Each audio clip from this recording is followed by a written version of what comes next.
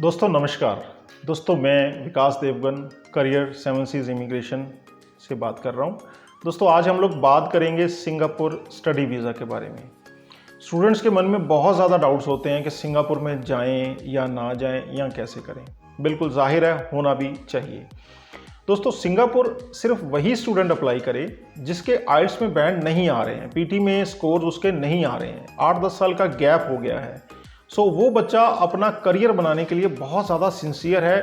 Past time में उसको बताने वाला कोई नहीं था, उसका टाइम वेस्ट हुआ, उसकी इंग्लिश इतनी ठीक नहीं है, लेकिन वो अब अपने आप में इम्प्रूवमेंट करना चाहता है, शौक रखता है। तो सिंगापुर उन बच्चों के लिए है। ये बच्चे सिंगापुर जाके अपनी पढ़ाई कर सकते हैं। सिंगापुर में पढ़ाई जो है वो 6 महीने की OJT होगी, अपनी थ्योरी होगी, 6 महीने की ऑन द जॉब ट्रेनिंग होगी, यानी कि 1 साल के स्टार्टिंग कोर्स में जा सकते हैं। वहाँ जाके हॉस्पिटैलिटी से रिलेटेड बच्चे को कोर्स मिलेंगे। वैसे तो वहाँ पे हर फील्ड से रिलेटेड आपको कोर्स मिलेगा, लेकिन हॉस्पिटैलिटी की डिमांड वहाँ पे बहुत ज़्यादा है। वहाँ पे सारी जो मैक्सिमम इंडस्ट्री है वो हॉस्पिटैलिटी के रिलेटेड है। वहाँ पे आपको मल्टीनेशनल 7 स्टार होटल्स मिलेंगे, मतलब काफ़ी हाई ग्रेड के आपको वहाँ पे होटल्स मिलेंगे जहाँ पे इजीली बच्चा अपने करियर बना सकता है। सिंगापुर में जितने भी आज तक बच्चे गए हैं, मैक्सिमम बच्चों ने अपना करियर वहाँ पे बनाया है। अगर आप नहीं पढ़ेंगे, आपको इंग्लिश सीखने का शौक़ नहीं है, सिर्फ आप टाइम पास करने चाहते हैं, तो वो चाहे आप कनाडा में भी चले जाएं, चाहे यूके में भी चले जाएं, आप 2 साल 1.5 साल के बाद वापस पक्का आएंगे, ये मेरी आपसे गारंटी है। बच्चे सिंगापुर में वही जाएं जो सिंसियर हैं, इंग्लिश सीख के अपना वहाँ पे अपना करियर सेट करना चाहते हैं। अब देखिए, आपकी जो इंग्लिश का लेवल अगर इंडिया में 30-35% भी है तो भी कोई दिक्कत नहीं है, लेकिन ये है कि जब आप सिंगापुर चले जाएंगे, सिंगापुर जाके वो 35% का लेवल आपका 70-80% ईजिली आराम से हो सकता है। आप में शौक होना चाहिए। जब आप 6 महीने वहाँ पे कोर्स करते हैं, 6 कोर्स आपका 1 साल का है, 6 महीने की आपकी थ्योरी होगी, 6 महीने की आपकी ऑन द जॉब ट्रेनिंग होगी। ठीक है जी, 6 महीने की आपकी ऑन द जॉब ट्रेनिंग होगी। तो उस दौरान जब आप इंग्लिश, वहाँ पे मोड ऑफ इंस्ट्रक्शन जो पढ़ाई का है वो इंग्लिश होता है। तो इंग्लिश में अगर आप वहाँ पे करेंगे सारा कुछ, तो आपके मार्क्स अच्छे जब आते हैं तो आपको अच्छी ऑन द जॉब ट्रेनिंग मिलती है वहाँ पे। और अच्छे इंस्टीट्यूट में, अच्छे रेस्टोरेंट में अगर आपको ऑन द जॉब ट्रेनिंग मिलती है तो वहाँ पे आप अच्छी सैलरी अर्न करते हैं। पेड इंटर्नशिप्स होती हैं और आपके काम को देखकर आपका एम्प्लॉयर आपको आगे ऑफर करता है कि आप अपना वीज़ा एक्सटेंड करवा लें, यानी कि अब आप हमारे पास वर्क वीज़ा पे काम करें। और जब आप वर्क वीज़ा पे आ जाते हो तो आपकी सैलरी डबल, ट्रिपल, यानी कि 4 टाइम्स 5 टाइम्स भी होती है। ऑन द जॉब ट्रेनिंग में आप 45-50 हज़ार, 70 हज़ार इतना आप कमा सकते हैं। सिंगापुर में एवरेज जो रहने का खर्चा है 22 से 25 हज़ार रुपए एवरेज है। अगर आप 20 हज़ार में भी बच्चे वहाँ रह रहे हैं, 15 हज़ार में भी बच्चे वहाँ बड़ा अच्छा रह रहे हैं, लेकिन मैं थोड़ा सा ज़्यादा बता के चलता हूँ कि 20-22 हज़ार में बहुत बढ़िया गुजारा हो सकता है। अच्छे से अच्छे अपार्टमेंट में रह सकते हैं, अच्छा बढ़िया खाना खा के भी, अपना ट्रैवलिंग भी उसमें मिला के भी आप 20-22 हज़ार रुपये में एडजस्टमेंट बहुत अच्छी कर सकते हैं। तो 6 महीने आपने थ्योरी पढ़ी, 6 महीने ऑन द जॉब ट्रेनिंग करिए, मेहनत करिए, इंग्लिश सीखिए, और उसके बाद बच्चों को आगे एम्प्लॉयर जो होते हैं वो वर्क वीज़ा ऑफर करते हैं। ठीक है जी, एस क्लास उसको कहते हैं। इवन एक और अपॉर्चुनिटी भी है कि बच्चा सिंगापुर में रह के 6 महीने पढ़ाई करके 6 महीने की जो ऑन द जॉब ट्रेनिंग है, जो इंटर्नशिप है, वो USA में भी लगवा सकता है। उसके लिए J1 वीज़ा उसको अप्लाई करना पड़ेगा। बच्चे करते हैं। कुछ बच्चे ऐसे भी होते हैं जो कुछ भी नहीं करते और वापस इंडिया में आके कहते हैं जी सिंगापुर बहुत बेकार है। ऐसे बच्चे आपको कनाडा में भी मिल जाएंगे, यूके में भी मिल जाएंगे, ऑस्ट्रेलिया में भी मिल जाएंगे। वही स्टूडेंट्स अप्लाई करें जो सिंसियर हैं, जहां जिनका इंडिया से कुछ नहीं हो पा रहा, कहीं वो जा नहीं पा रहे, आइल्स में उनके बैंड नहीं आ रहे, गैप बहुत ज़्यादा बढ़ गया है, बट वो सीखने को तैयार हैं, मेहनत करने को तैयार हैं, तो वो बच्चों के लिए सिंगापुर है। सिंगापुर एक बहुत स्ट्रांग इकोनॉमी है। आप अगर सिंगापुर आज, जैसे 22 जुलाई 2022 है, अगर आप सिंगापुर का डॉलर का रेट चेक करें तो 58 पॉइंट समथिंग आज सिंगापुर के डॉलर का रेट है। और ऑस्ट्रेलिया का चेक करें तो 55 रुपए इंडिया, ऑस्ट्रेलिया के डॉलर का प्राइस है, और सिंगापुर के डॉलर का प्राइस जो है वो 58 पॉइंट समथिंग है। सिंगापुर की जो इकोनॉमी है वो बहुत ही स्ट्रांग इकोनॉमी है। ठीक है जी। सिंगापुर में 450 के करीब कॉलेजेस हैं और 23 वहाँ पे यूनिवर्सिटीज़ हैं। एजुकेशनल हब माना जाता है सिंगापुर, और हर वर्ष भारत से तकरीबन 3000 बच्चा सिंगापुर में अपना करियर बनाने के लिए जाता है। और उन्हीं 3000 में से बच्चे सिंगापुर में वर्क वीज़ा भी लेते हैं, उन्हीं 3,000 में से बच्चे सिंगापुर से आगे अपनी परफॉर्मेंस के बेस पे कनाडा सेट होते हैं, ऑस्ट्रेलिया सेट होते हैं, यूके सेट होते हैं, यूरोप सेट होते हैं और अपनी ही परफॉर्मेंस के बेस पे बच्चे अपने वर्क वीज़ा को कंटिन्यू करते हैं 6 साल 5 साल जितना भी टाइम होता है और बहुत ज़्यादा वहाँ पे पैसा कमाते हैं क्योंकि वर्क वीज़ा में आपकी सैलरीज बहुत बढ़िया रहती हैं। ठीक है जी। करियर 7 सीज की खासियत ये है कि करियर 7 सीज आपसे प्रोसेसिंग फीस के नाम पर कोई भी पैसा चार्ज नहीं करता, चाहे यूके में आपने पढ़ाई करने जाना है, चाहे कनाडा में जाना है, चाहे ऑस्ट्रेलिया में जाना है और चाहे सिंगापुर में जाना है, हम आपसे प्रोसेसिंग फीस के नाम पे कोई भी पैसा चार्ज नहीं करते। सिंगापुर के केस में आपको वीज़ा लगने के बाद आपको पेमेंट देनी है, वो पेमेंट एजेंट को यानी कि हमें कैश नहीं देनी है आपको जो भी कॉलेज की फीस है आप कॉलेज को सीधी पे करें। ये हम आपके लिए ट्रांसपेरेंसी लेके आए हैं, कोई भी पैसा आपने एजेंट को नहीं देना। ठीक है जी। जो कॉलेज की जो फीस है वो 3 से 3.5 लाख रुपया कॉलेज की फीस आती है। सो स्टूडेंट ये फीस देके सिंगापुर जा सकता है। प्रोसेस क्या है, पहले आपकी ऑफर लेटर मंगाई जाएगी, फिर आप अपने डॉक्यूमेंट्स, पहले डॉक्यूमेंट्स जाएंगे 10th के मिनिमम, इसके में जो बच्चा जो जा सकता है वो 10th पास स्टूडेंट जा सकता है। अगर वो 18 का नहीं भी हुआ तो भी जा सकता है, ग्रेजुएट भी जा सकता है, पोस्ट ग्रेजुएट भी जा सकता है। सो ये एक बड़ी फ्लेक्सिबिलिटी सिंगापुर गवर्नमेंट ने दी है। सो आप ये फ्लेक्सिबिलिटी के हिसाब से आप पढ़ने जा सकते हैं।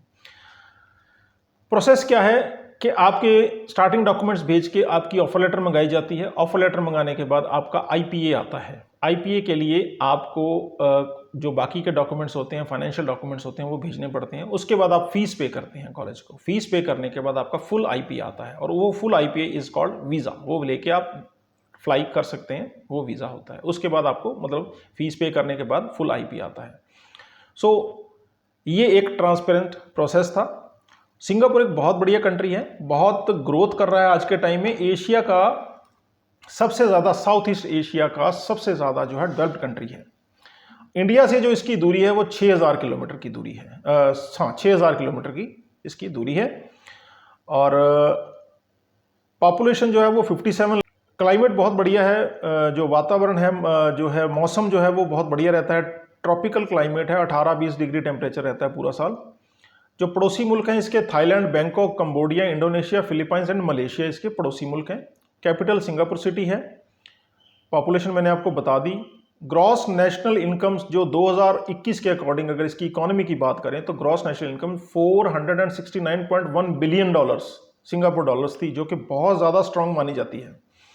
सिंगापुर का एक फ़ायदा ये भी है कि वहाँ पे अगर कोई बिजनेस भी करना चाहता है तो सिंगापुर गवर्नमेंट के रूल्स एंड रेगुलेशन कॉम्प्लिकेटेड नहीं है, बहुत सिंपल रूल्स हैं।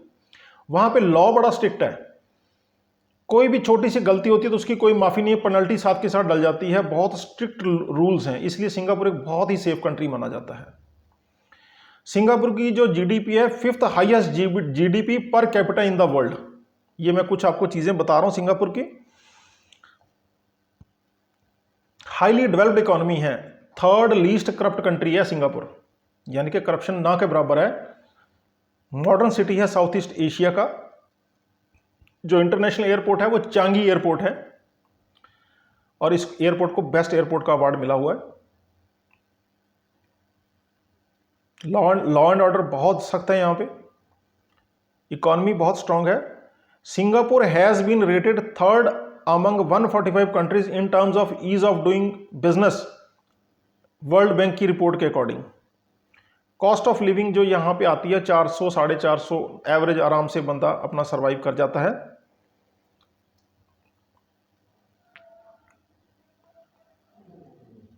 सिंगापुर में हर सिटीजन को 2 साल मिलिट्री में लगाने ही पड़ते हैं। देखो कितना अच्छा रूल है, हर सिटीजन को वहां पे 2 साल मिलिट्री में लगाने ही पड़ेंगे। सिंगापुर आसियान ग्रुप का मेंबर है, काफी इंटरनेशनल ऑर्गेनाइजेशन है जिसका सिंगापुर मेंबर है। ठीक है जी। सिंगापुर में गवर्नमेंट एडेड यूनिवर्सिटीज भी हैं। सो अब हमें इसके जो पॉजिटिव इफेक्ट्स क्या हैं वही जो मैं आपसे डिस्कस कर चुका हूं कि आपको इंडिया से नियरेस्ट पड़ता है सिंगापुर, सारा 6,000 किलोमीटर है। हमें आइल्स की रिक्वायरमेंट नहीं है सिंगापुर में स्टडी करने के लिए, आज तक तो नहीं है, लेकिन कल का कह नहीं सकते। इसलिए हम लोगों ने इसको थोड़ा बड़ा लाइटली लिया होगा कि सिंगापुर क्या करना है जाके। सिंगापुर एक बहुत बढ़िया कंट्री है। तो जो मोड ऑफ इंस्ट्रक्शन होगा क्लास में स्टडी का सिंगापुर में वो इंग्लिश रहता है। आपको सिंगापुर में अगर आप पढ़ने जाते हैं तो 90% आपको 80 to 90% आपको अटेंडेंस देनी ही पड़ेगी वहां पे, तभी आप ओजीटी के लिए क्वालिफाई होंगे। 6 महीने की ओजीटी मिलती है, पेड ओजीटी मिलती है, ये ध्यान रखना। गैप एक्सेप्टेबल है, इंडिया से अगर कोई बच्चा जाता है अगर उसका गैप है 7-8 साल तक का गैप है, 10 साल तक का भी गैप है, वो एडजस्टेबल है। ठीक है जी। आपके जो भी डॉक्यूमेंट्स हैं, करियर 7 सीज की मैं बात कर रहा हूं जी, करियर 7 सीज आपसे कोई भी पैसा चार्ज नहीं करता। आपके जो डॉक्यूमेंट्स हमें पीडीएफ फॉर्म में चाहिए, 10th का सर्टिफिकेट चाहिए, मतलब कि अगर 10th हो तो 10th का सर्टिफिकेट, आधार, पैन, ठीक है जी, बर्थ सर्टिफिकेट, ठीक है जी। आपके या आपके पेरेंट्स के अकाउंट में 7-8 लाख रुपया होना चाहिए, कम से 10 से 15 दिन पुराना जरूर हो, ये ध्यान रखना। कई एजेंट्स ये कह देते हैं जी हम आपके फंड दिखा देंगे जी, बस आप फॉर्म अपने कागज ले आओ, मत ऐसा करना, क्योंकि वो फेक फंड दिखाएंगे। अगर फेक फंड आपके, आजकल हर एक चीज डिजिटल है, पकड़े गए सिंगापुर से डिपोर्ट कर दिए जाओगे, जो पैसा आप कॉलेज यूनिवर्सिटी को दे दिया वो मिट्टी है। इसलिए कोशिश करिए 10 दिन के लिए किसी भी रिश्तेदार से, किसी से भी, अगर आपको लगता है कि हाँ हमारे पैसे कहीं फंसे हुए आ जाएंगे, तो किसी से पैसा लेके आप अपने रिश्तेदार से लेके अपने अकाउंट में रखने हैं आपको, 10 से 15 दिन पुराने, चाहे स्टूडेंट रख ले, चाहे स्टूडेंट्स के पेरेंट्स अपने अकाउंट में रख लें। मेरी बात फॉलो कीजिए। एजेंट्स की, कई एजेंट्स हैं जो ये कह देते हैं कि हम आपके फंड्स दिखा देंगे, प्लीज इस बात में मत आइए, फंस सकते हैं आप। आपके सारे डॉक्यूमेंट्स जो हैं वो पीडीएफ फॉर्म में हो, नोटराइज होने चाहिए। पासपोर्ट आपका नोटराइज अटेस्टेड होना चाहिए। फोटो आपकी 35 mm multiply by 45 mm white background without borders, 80% face zoom on matte paper, ये एक रिक्वायरमेंट है। पासपोर्ट का front and back page notarize, सभी educational documents notarize, birth certificate आपका नोटराइज, अगर बर्थ सर्टिफिकेट नहीं है तो फिर एफिडेविट लगेगा, पर कोशिश करिए बर्थ सर्टिफिकेट बनवा लीजिए। एक्सपीरियंस सर्टिफिकेट, अगर कोई गैप है तो एक्सपीरियंस सर्टिफिकेट, ठीक है जी, उसकी जस्टिफिकेशन भी हम दे सकते हैं। अगर बाई चांस एक्सपीरियंस नहीं भी है तो वो जस्टिफाई हो जाता है बाद में भी, क्या रीज़न था मैंने काम क्यों नहीं किया। वैसे हर कोई काम करता है, अगर 7-8 साल का गैप है तो काम तो कहीं ना कहीं किया ही होगा ना, बस वो हमें मेंशन करना है। फंड्स मैंने आपको बता दिए, 7-8 लाख रुपए के फंड जरूर कम से कम दिखाएं। ये बैंक स्टेटमेंट आपकी और आपके पेरेंट्स की 3 महीने की बैंक स्टेटमेंट जो है वो चाहिए होती है, चाहे उसमें जीरो बैलेंस ही हो, लेकिन चाहिए होती है, दिखानी होती है। मैरिड हो तो मैरिज सर्टिफिकेट चाहिए होता है, ठीक है जी। कॉलेजेस जो हैं वो बोस्टन बिजनेस स्कूल है, किंगस्टन कॉलेज है, ट्रिनिटी कॉलेज है, आईकास्टिक कॉलेज है, एलएसबीएफ है, डायमेंशंस कॉलेज है, एसटीईआई कॉलेज है, टीईजी कॉलेज है, मैनचेस्टर बिजनेस स्कूल है, काफ़ी इससे भी कई गुना ज़्यादा लिस्ट है मेरे पास कॉलेजेस की जिसमें हम लोग डील करते हैं। फीस आपकी 1 साल की 3 से 3.5 लाख रुपए आती है। हॉस्पिटैलिटी के कोर्स में अगर आप जाते हैं तो 1 साल की फीस 3 से 3.5 लाख रुपए आती है। बहुत ही कम रेट के कॉलेजेस हैं, ठीक है जी। और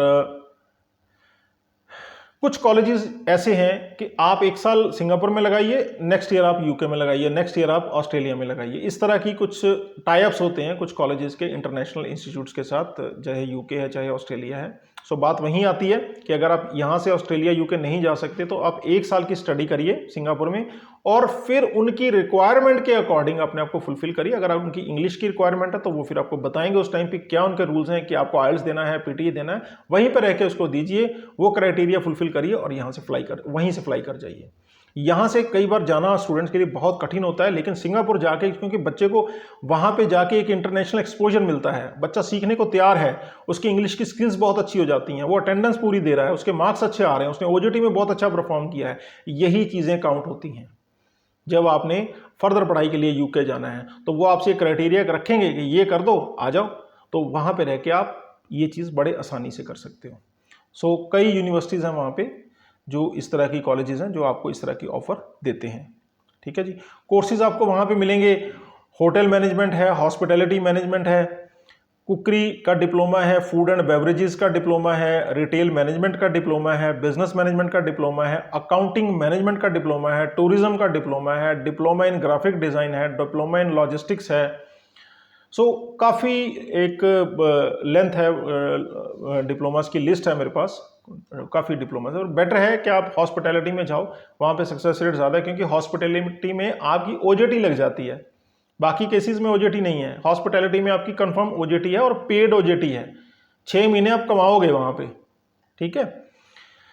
लिविंग एक्सपेंसेस मैंने आपको बता दिए हैं, और जितने भी हमारे कॉलेजेस हैं वो एडू ट्रस्ट से सर्टिफाइड हैं। एडू ट्रस्ट के कॉलेजेस से ही करने का फ़ायदा है, अदरवाइज कोई फ़ायदा नहीं है। सिंगापुर की बात कर रहा हूँ। आप वही यूएसए में भी अपनी ओजेटी लगवा सकते हैं 6 महीने बाद। J1 कैटेगरी का वीज़ा अप्लाई करना पड़ेगा। टोटल जो प्रोसेस है इंडिया से सिंगापुर स्टडी वीज़ा का 30 से 45 दिन का प्रोसेस है। पहले ऑफर लेटर अप्लाई होती है, फिर आपके डॉक्यूमेंट्स जाते हैं, फिर IPA आता है, उसके बाद फीस पे करते हैं, फिर फुल IPA आता है। फुल IPA लेके आप फ्लाई कर सकते हैं। और 10 अगस्त जो है लास्ट डेट है जिन बच्चों ने जाना है। सितंबर इनटेक है और 10 अगस्त उसकी लास्ट है सितंबर इनटेक के लिए। ये कई बार जो 10 सितंबर से डेट्स बढ़ भी जाती हैं, कई बार ज़्यादा वेवर हमें दे देते हैं जी ठीक है 20 तारीख तक ले लो आप मैक्सिमम। तो आप कोशिश करिए 10 अगस्त तक अगर किसी बच्चे ने जाना है तो वो मुझसे लिंक कर सकता है, मुझे कॉल कर सकता है। मेरा नंबर है 9037790378। इंडिया का कोड लगा लें +91। मैं व्हाट्सएप पे भी अवेलेबल हूँ, मैं कॉलिंग पे भी अवेलेबल हूँ। आप मुझे अपने डॉक्यूमेंट्स भेज सकते हैं, उसकी कोई वो दिक्कत नहीं है। आप PDF आपके डॉक्यूमेंट्स हमें चाहिए, नोटराइज अटेस्टेड। और जॉब्स अगर आप देखिए सिंगापुर में जॉब कर रहे हैं, OJT कर रहे हैं, आपका परफॉर्मेंस वहाँ पे बहुत बढ़िया परफॉर्मेंस है, तो आपका एम्प्लॉयर आपको रिकमेंड कर सकता है गवर्नमेंट को कि इसको आप वर्क वीज़ा दे दो, मेरे को ये जो है एम्प्लॉय बहुत सही मेरा काम कर रहा है, मुझको ये ठीक है। तो एम्प्लॉयर जब रिक्वेस्ट करता है, एक अच्छा एम्प्लॉयर, एक अच्छा होटल इंडस्ट्री का मालिक जो एम्प्लॉयर है वो जब गवर्नमेंट को कहता है तो गवर्नमेंट को उसकी बात माननी पड़ती है, ठीक है जी। सो वहाँ पे रह के आप फिर अपने वीज़ा को कन्वर्ट करवा सकते हैं S वीज़ा में, S पास कैटेगरी में। और S पास कैटेगरी में तो फिर सैलरी जो है जितनी OJT में ले रहे हो उससे कितने गुना ज़्यादा आपको सैलरी मिलती है वहाँ पर, ठीक है जी। सो कई लोग तो 3-3, 4-4 हज़ार, 5-5 हज़ार मंथली सिंगापुर डॉलर भी अर्निंग कर रहे हैं वर्क वीज़ा के दौरान, और फिर वहाँ से आगे क्या माइग्रेट हो रहे हैं। और अगर आपका काम अच्छा लगता है एम्प्लॉयर को आपके वर्क वीज़ा के दौरान, तो फिर वो आपको अपनी किसी ब्रांच में, चाहे कनाडा में भी भेजे चाहे ऑस्ट्रेलिया में भी भेजे। ये जितना गुड़ डालोगे उतना मीठा है, जितनी मेहनत करोगे उतना मीठा है। बैठे बैठाए कुछ नहीं होगा। कईयों की आदत होती है इंडिया में सब चीज़ बैठे बैठाए मिल रही है तो हम फॉरेन में हम तो सिर्फ जाएँ वहाँ पर ऐश करके आ जाएँ, ऐसा नहीं है। अगर आपको करियर बनाना है तो you have to make hard work.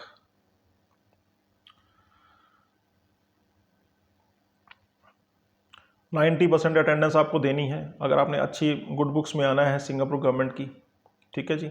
OJT में अच्छा पैसा लोग बनाते हैं।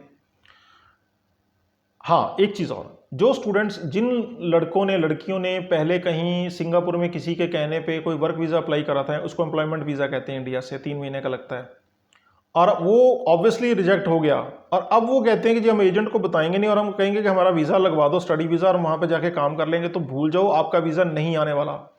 सिंगापुर गवर्नमेंट को, सिंगापुर एम्बेसी को इतना लाइट में मत लो कि पता नहीं उनको बहुत ज़रूरत है इंटरनेशनल बच्चों की, उनको कोई ज़रूरत इतना ज़्यादा, वो इतना नहीं करते कि हाँ अभी जो भी आ गया सबको बुला लो, ऐसा नहीं है। उनके भी फिल्टर हैं प्रॉपर, जैसे कनाडा और UK के हैं।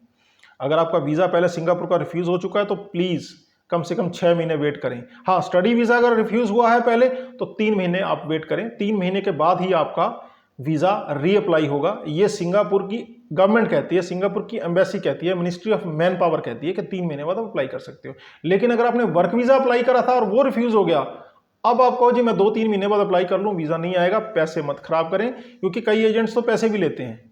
ये हमें 20,000 दे दो, 30,000 दे दो, स्टार्टिंग में हमारी फीस है, या 10,000 दे दो। तो प्लीज़ इस चीज़ का ध्यान रखें आप। मैंने आपको डॉक्यूमेंट्स बता दिए, आपका करियर बता दिया किस तरह सेट हो सकता है। इंग्लिश के ऊपर आपको जोर देना है। बिना इंग्लिश के अगर आप कहें भी मैं यहाँ पे भी ऐश कर ली और वहाँ पे भी मैं ऐश कर लूँगा, नहीं भैया, नहीं ऐश हो सकती। वहाँ पे आप जॉब भी करेंगे तो वहाँ पर आपको इंग्लिश बोलनी ही पड़ेगी। इंटरव्यू देंगे तो इंटरव्यू आपको इंग्लिश में ही देनी पड़ेगी, क्योंकि 6 महीने तो आप पढ़ लेंगे, यहाँ से सब कुछ हो जाएगा, लेकिन वहाँ जाके अगर आप इंग्लिश में इंटरव्यू नहीं दे पाते, इंग्लिश में बात नहीं कर पाते, तो सॉरी टू से आपको वापस भी आना पड़ सकता है। ये रूल कनाडा में भी लगता है, ये रूल UK में भी लगता है, लेकिन वहाँ पर एक आइल्स का क्राइटेरिया है। आज अगर सिंगापुर गवर्नमेंट कह दे कि मुझे तो आइल्स में जिन बच्चों के 5.5 हैं सिर्फ वही आए, तो कभी भी कोई बच्चा सिंगापुर से वापस नहीं आएगा। मैं पहले कह के चलता हूँ, सिंगापुर सिर्फ वही जाए जो कहता है कि यार मेरी 30-35% में 100 में से इंग्लिश, 100 में से 30-35% में इंग्लिश बोल लेता हूँ। हाँ, मेरे में शौक है, मैं अपने आप को इम्प्रूव करूँगा, मुझे एक एक्सपोजर चाहिए, वहाँ पे जाके मुझे अच्छा माहौल चाहिए, तो मैं अपनी इंग्लिश 50% तक ले जाऊँगा, तो भैया फिर सिंगापुर आपके लिए बेस्ट है। सिंगापुर से आप आगे जा सकते हो। लेकिन ऐश प्रस्ती करने वाले जो कहें जी यहाँ भी ऐश प्रस्ती की है, वहाँ भी हमने ऐश प्रस्ती करनी है, और वापस आके कहना है जी सिंगापुर तो बेकार कंट्री है, वहाँ मत जाओ, कोई फ़ायदा नहीं। क्यों ना जाओ? इंडिया से हर साल 3,000 बच्चे जा रहे हैं और अपना करियर बना रहे हैं। पूरे वर्ल्ड से लोग सिंगापुर में आते हैं। सो कई चीज़ें हैं।